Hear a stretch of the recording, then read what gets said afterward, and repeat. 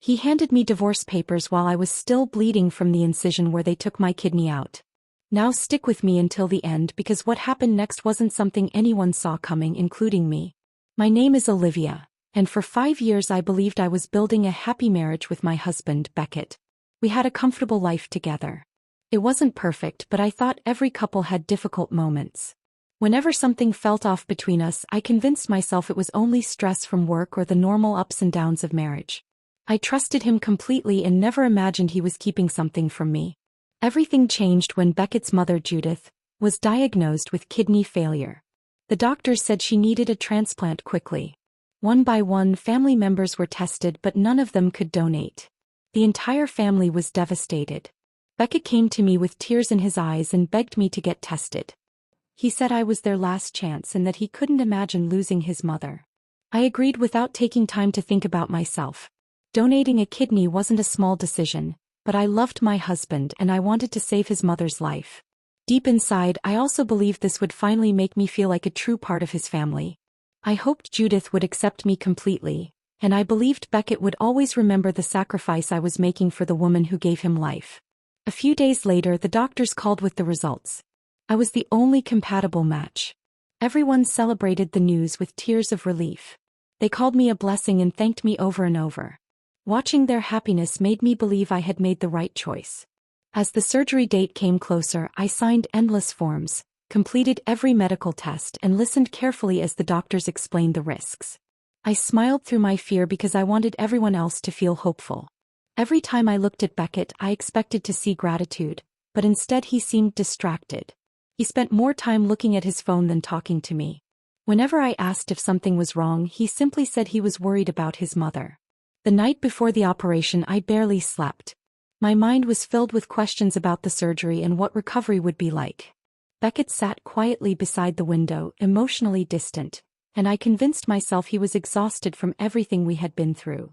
I never imagined that while I was preparing to give away a part of my body, he was already preparing to walk away from our marriage. The morning of the surgery arrived faster than I was ready for. A nurse gently woke me before sunrise and began preparing me for the operation. My hands felt cold and my heart wouldn't stop racing. Even though I had signed every form and spoken with the doctors several times, the reality of giving away one of my kidneys suddenly felt overwhelming. I looked toward Beckett, hoping he would calm my fears. He squeezed my hand for a moment and told me everything would be fine, but his attention quickly drifted back to his phone. The medical team rolled my bed toward the operating room while bright lights passed above me. I remember taking one last deep breath before the anesthesia slowly pulled me into darkness. When I finally opened my eyes again, everything hurt. My mouth was dry, my body felt heavy, and a sharp pain spread across my side every time I tried to move. Machines surrounded me, filling the room with steady beeps. A nurse noticed I was awake and assured me the surgery had gone as planned. She smiled and told me that Judith's transplant had been successful. Hearing that brought me a sense of relief. No matter how much pain I was in, I believed helping save her life had been worth it. The first couple of days were harder than I expected. Even sitting up in bed took effort. Every small movement reminded me that my body needed time to heal. The nurses encouraged me to walk a few careful steps, and each one felt like climbing a mountain. Still, I kept telling myself recovery would get easier. Beckett stayed at the hospital most of the time, but something about him felt different. He rarely looked me in the eyes for long. During conversations with the doctors, he often stepped into the hallway before they finished speaking. His phone seemed more important than anything happening in my room. Every few minutes he checked the screen or quietly answered messages. Whenever I asked if everything was all right, he blamed work or said he was overwhelmed by everything that had happened. I wanted to believe him. His mother had just gone through a major transplant and I knew people handled stress differently. I convinced myself that once Judith recovered, things between us would return to normal. A few days later, my brother Marcus came to visit. He brought fresh clothes, helped adjust my pillows, and stayed beside me while we talked. I noticed his eyes following Beckett whenever he left the room yet again to answer another call. Marcus looked concerned, as if he wanted to say something, but he held his tongue. Before leaving, he simply told me to focus on getting stronger. That evening I was still weak from the surgery and drifting in and out of sleep when the door slowly opened. Through my blurry vision, I saw Beckett walk into the room. His face showed no emotion. In one hand, he carried a large sealed envelope as he quietly made his way toward my hospital bed. I smiled weakly when Beckett walked into my room. Even though I was exhausted and still in pain, I thought he had come to check on me. Instead of speaking, he stood beside my bed and stared at me for a few long seconds. His face was impossible to read. Then he placed the envelope gently on my lap. At first, I thought it was hospital paperwork or insurance documents. My hands trembled as I opened it. The pain medication made everything feel slow and unreal. When I finally looked at the first page, my heart stopped. The bold words across the top were impossible to mistake. They were divorce papers. I looked up at Beckett, certain there had been some terrible mistake. "What is this?" I whispered, barely able to get the words out. He didn't look surprised by my reaction. Instead, he folded his arms and spoke in a calm, emotionless voice. He told me he had been unhappy for a long time. He said our marriage hadn't been working and that he didn't want to keep living a lie. Every sentence sounded rehearsed, as if he had practiced it many times before walking into my room. I couldn't believe what I was hearing. I reminded him that I had just gone through major surgery. I could barely sit up without help. My body was still recovering from giving his mother a kidney. None of that seemed to matter to him. Then he said the words that shattered everything I believed about my marriage. He told me that now his mother was stable, there was no reason to keep pretending anymore. For a moment I couldn't breathe. My mind replayed every conversation we had before the surgery. Every promise. Every tear. Every time he thanked me for saving Judith. Suddenly the truth became painfully clear. He hadn't changed his mind overnight. He had already decided to leave me. He simply waited until after the transplant because he still needed something only I could give. The room began spinning. My chest tightened and the steady beeping from the heart monitor suddenly became fast and loud. A nurse rushed inside after hearing the alarms. She immediately checked my blood pressure and asked Beckett to step away from the bed. I heard someone calling for another nurse while they tried to calm me down. Beckett didn't argue. He didn't apologize or explain himself. He simply watched for a brief moment, then turned toward the door. I called his name, hoping he would stop, hoping he would look back and tell me this was some terrible joke. He never did. Without another word, he walked out of the room and disappeared down the hallway. The nurses stayed beside me until my breathing slowed, but nothing could ease the pain that wasn't physical. I lay there staring at the papers resting across the hospital blanket, realizing that in a single moment I had lost a kidney, my marriage, and the future I thought I was fighting to protect. After I was discharged from the hospital, I had nowhere I wanted to go except my brother Marcus's house. The thought of returning to the home I had shared with Beckett felt impossible. Every room would remind me of the life I believed we were building together. My body was still sore from the surgery, and even walking up a few steps left me exhausted. Marcus insisted I stay with him for as long as I needed, giving me the quiet space to recover. The first few days passed slowly. I focused on healing, taking my medication and trying to make sense of everything that had happened. My emotions changed by the hour. Sometimes I cried without warning. Other times I simply stared out the window, wondering how my marriage had ended so suddenly. As the shock began to fade, questions took its place. Beckett's behavior during the weeks before the surgery no longer seemed like ordinary stress. Small moments I had ignored started returning to me. The late-night messages. The excuses for coming home late. The way he always kept his phone turned away whenever I walked into the room. Marcus helped me gather a few of my belongings from the house while Beckett was away. As we packed my things, I noticed an old phone hidden inside the back of a dresser drawer. I had never seen it before. It wasn't broken or forgotten. It had been charged recently. My confusion only grew. While sorting through paperwork, I also found several bank statements showing withdrawals from our joint account that I couldn't explain. The amounts weren't huge, but they happened regularly over several months. There was also paperwork for a storage unit rented under Beckett's name. I had never heard him mention it, and I couldn't imagine why he would need one without telling me. That evening, Marcus finally admitted something he had been keeping to himself. Months earlier, while meeting a client at a restaurant downtown, he had seen Beckett having dinner with a woman named Paige Winslow. At the time, he hoped there was an innocent explanation. He didn't want to accuse my husband without proof, so he stayed silent.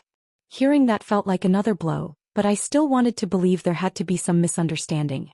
Then I found the piece that destroyed every remaining doubt. Tucked inside a folder with old receipts was a hotel receipt dated exactly 2 weeks before my surgery. It listed 1 room, 2 guests, and Beckett's name. My hands shook as I read it again and again, hoping I had missed something. Instead, everything finally fit together. The distance, the hidden phone, the missing money, and the strange behavior were all part of the same story. Beckett hadn't decided to leave me after the transplant.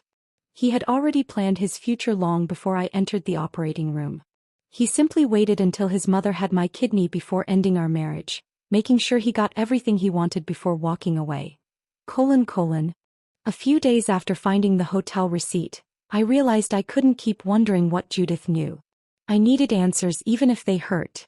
My body was still healing and every step reminded me of the surgery, but I drove to her house anyway. During the trip, I kept telling myself there had to be something I didn't understand. Maybe she had no idea what Beckett had done. Maybe she would be as shocked as I had been. When Judith opened the door, she looked healthier than she had in months. The transplant had given her strength back. Seeing her standing there should have made me happy, but instead it reminded me of everything I had sacrificed. She invited me inside, and for a few moments neither of us spoke. Finally, I asked the question that had been weighing on me since the hospital. "Did you know Beckett was planning to leave me?" Judith lowered her eyes before answering. That brief silence told me more than words ever could. She admitted she had known about Paige for months. She said Beckett had confessed that he wanted out of the marriage long before the surgery. I waited for her to tell me she had tried to stop him or convince him to be honest with me. Those words never came. Instead, she calmly said, "Marriages end, but a mother only gets one life." I stared at her, unable to believe what I had just heard. She continued speaking as if she were explaining something completely reasonable. She said she couldn't risk losing her chance at a transplant. If Beckett had left me before the operation, I might have changed my mind about donating. She believed staying quiet was the safest choice. Her honesty hurt more than any lie could have. Everything suddenly became clear. The grateful smiles, the hugs, the promises that I would always be family, they had all depended on one thing. As long as I was willing to give them what they needed, I mattered. The moment the surgery was over, my place in their lives no longer had value. I asked her how she could watch me risk my health while knowing my marriage was already over. She didn't have an answer that made sense. She only repeated that she had done what any mother would do to survive. At that moment, I understood that I would never receive the apology I deserved. The room felt smaller with every passing second. I realized there was nothing left to discuss. No explanation could undo what had been done, and no excuse could erase the betrayal. Without raising my voice or shedding another tear, I stood up and walked toward the front door. Judith quietly called my name once, but I didn't stop. As I stepped outside, I felt the weight of heartbreak slowly giving way to something stronger. I had walked into that house searching for comfort. I left with certainty. They hadn't simply broken my trust. They had used my kindness to get what they wanted, and I was finally done waiting for them to admit it. Leaving Judith's house changed something inside me. For days I had been living with sadness, trying to understand how everything had fallen apart. Now I understood that crying over people who had already made their choices would not change anything. I still carried the pain of losing my marriage, but I no longer wanted to remain the helpless person they expected me to be. Marcus suggested I speak with an attorney before signing anything Beckett had sent me. At first, I wasn't sure it would make a difference. I thought divorce papers were simply the end of the story. Still, I agreed to meet with Nolan Ashby, an attorney known for handling difficult family cases. Nolan listened carefully without interrupting as I explained everything from the kidney donation to the divorce papers waiting for me in my hospital bed. He read through the documents Beckett had delivered and asked several questions about the timeline. When I finished, he leaned back in his chair for a moment before speaking. He told me the law could not repair a broken heart or erase betrayal. But if someone intentionally concealed important facts while another person made a life-changing medical decision, that deception could become legally important depending on the evidence. He made it clear that every case depended on proof, not emotions. Those words gave me something I hadn't felt in weeks, a reason to keep moving forward. For the first time since the surgery, I stopped thinking only about what I had lost. I started thinking about what I could prove. Marcus helped me organize everything we had already found. We gathered copies of our bank statements showing months of unexplained withdrawals from our joint account. We added records connected to the storage unit Beckett had rented without my knowledge. Marcus also recovered text messages from an old backup that helped establish the timeline of Beckett's secret relationship. I carefully placed the hotel receipt into a folder with the rest of the documents. Every date seemed to connect with another piece of the story. The evidence showed that Beckett's plans had been in motion long before I entered the operating room. The hardest piece to include was Judith's admission. As soon as I returned from her house, I had written down every word I could remember while the conversation was still fresh in my mind. Her statement that she stayed silent because she feared losing the transplant became one of the most important parts of the timeline. The growing stack of papers no longer represented memories. They represented facts. Each document reminded me that this wasn't simply about a marriage ending. It was about choices that had been hidden from me while I agreed to make one of the biggest sacrifices of my life. By the end of that week, my focus had completely changed. I was still healing physically, and some mornings the pain from the surgery was stronger than others. But emotionally, I had stopped waiting for apologies that would never come. Instead of grieving the future they had taken from me, I began preparing for the truth to speak for itself. Once everything had been organized, Nolan contacted Beckett's attorney and suggested a mediation meeting. The reason given was simple. We wanted to discuss the divorce and reach a peaceful agreement without dragging everything into a long legal fight. Beckett accepted almost immediately. From what Nolan heard, he believed I was finally ready to sign the papers and move on without asking difficult questions. The meeting took place in a quiet conference room. Nolan sat beside me while a recorder rested in the center of the table to document the discussion. Beckett walked in looking completely relaxed. He barely acknowledged me before taking his seat.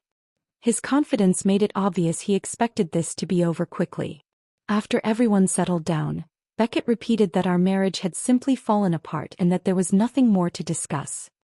He acted as though the divorce was an unfortunate but ordinary ending. Listening to him speak so casually about everything that had happened only strengthened my resolve. When he finished, Nolan nodded toward me. I opened the folder I had carried into the room and slowly placed the first document on the table. It was the hotel receipt dated 2 weeks before my kidney surgery. Beckett glanced at it but immediately claimed it meant nothing. He said it was a business meeting and insisted I was trying to create problems where none existed. Without arguing, I placed another document beside it. This one showed payments for the storage unit I had never known existed.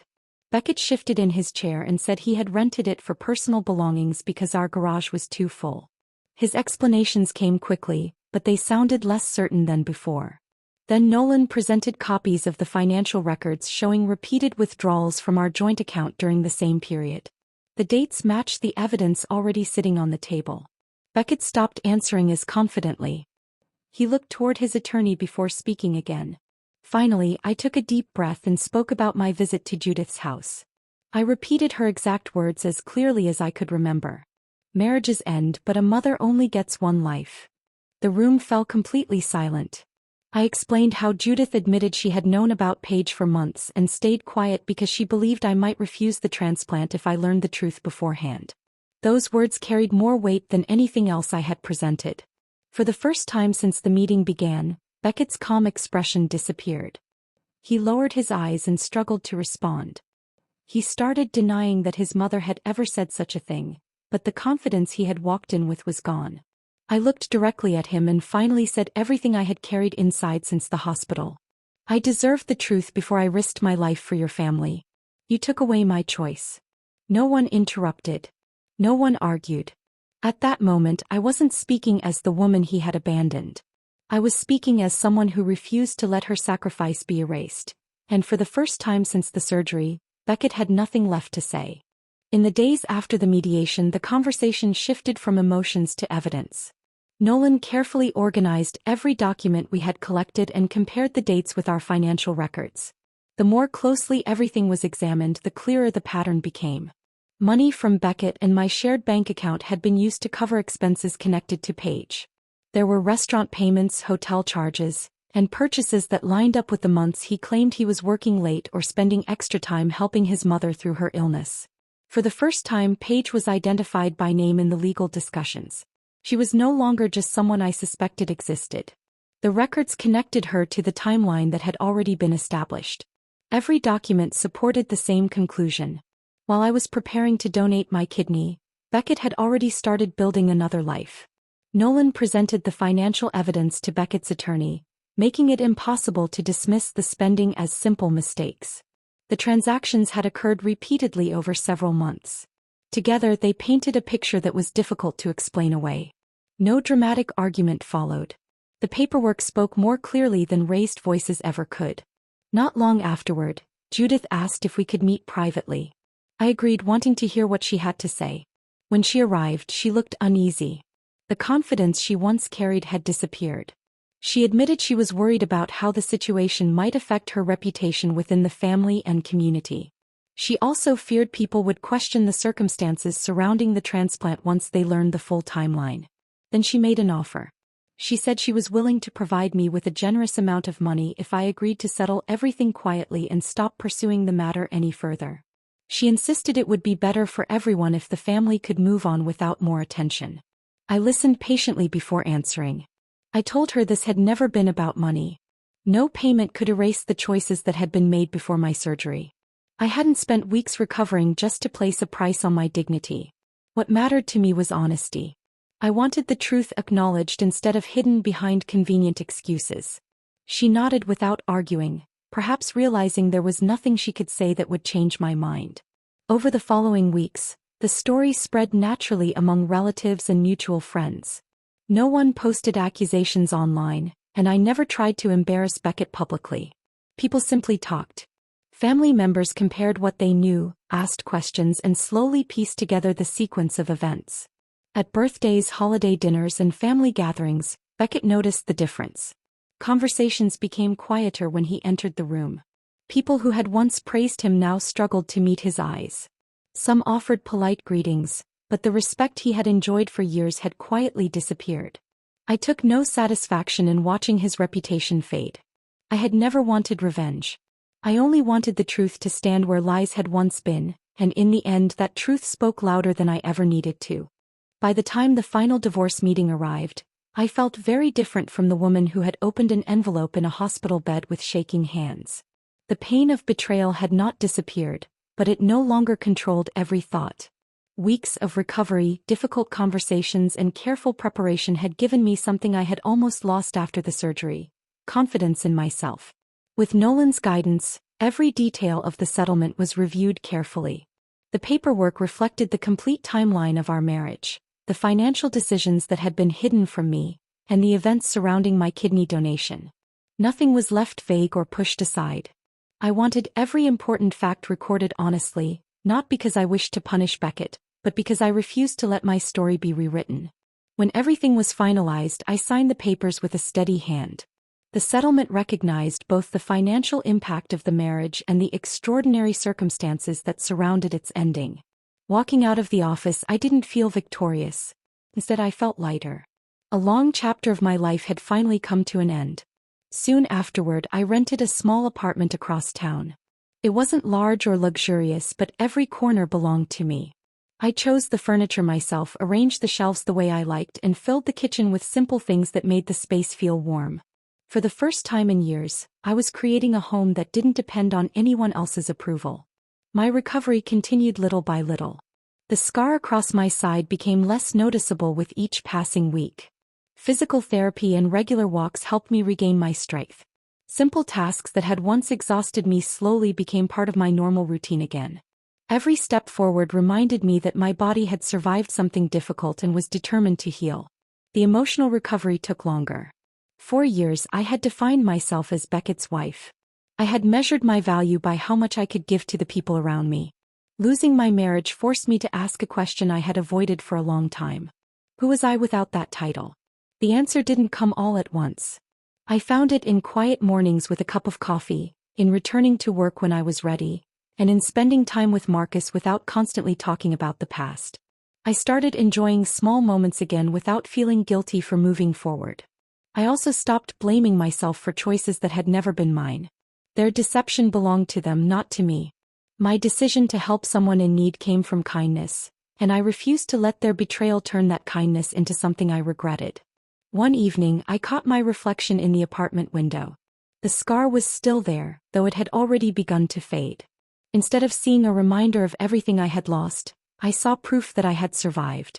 My future was no longer tied to the people who had broken my trust. It belonged entirely to me, and for the first time in a long while, that thought filled me with peace. Several months passed and life slowly settled into a rhythm that finally felt peaceful. My strength had returned and I threw myself back into my work as a physical therapist. Helping people recover reminded me every day that healing takes time, patience, and determination.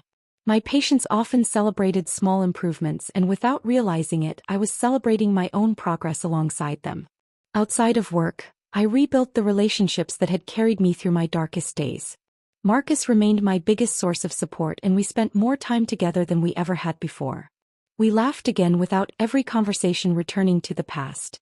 Friends who had quietly stood beside me throughout the divorce continued to remind me that real family is not always defined by marriage or blood alone.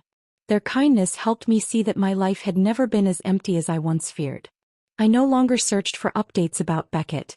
Whatever happened after our divorce was no longer my responsibility. Still, news has a way of finding people. Through mutual friends, I eventually heard that his relationship with Paige was already falling apart. The excitement that had once brought them together didn't survive the questions, whispers, and damaged trust that followed. I didn't celebrate the news. I simply accepted it as another consequence of choices neither of them could escape. One afternoon my phone rang with a number I recognized immediately. It was Judith. For a moment I stared at the screen without answering. A voicemail arrived a few minutes later. Her voice sounded older and quieter than I remembered. She said she wanted to talk one last time and hoped we could find some kind of peace before moving forward. I listened to the message only once. There was nothing left to discuss. Forgiveness didn't require reopening doors that needed to stay closed. I wished her good health in my heart, but I knew our lives had reached their natural ending. I deleted the voicemail without returning the call. That decision didn't come from anger. It came from acceptance. Some chapters are meant to stay finished. One quiet morning, I stood in my apartment holding a warm cup of coffee as the sun slowly rose beyond my window. Soft light filled the room and everything felt calm. Months earlier, I had watched daylight enter a hospital room while wondering if my life had been destroyed forever. Now I stood in a place that belonged completely to me. Almost without thinking, I touched the faint scar along my side. It was still there, but it no longer reminded me of betrayal. It reminded me of survival, strength, and the woman I had become after everything fell apart. I smiled as the sunlight reached the room and realized I wasn't waiting for closure anymore. I already had it. I gave him my kidney. He gave me back my life, just not the way he meant to.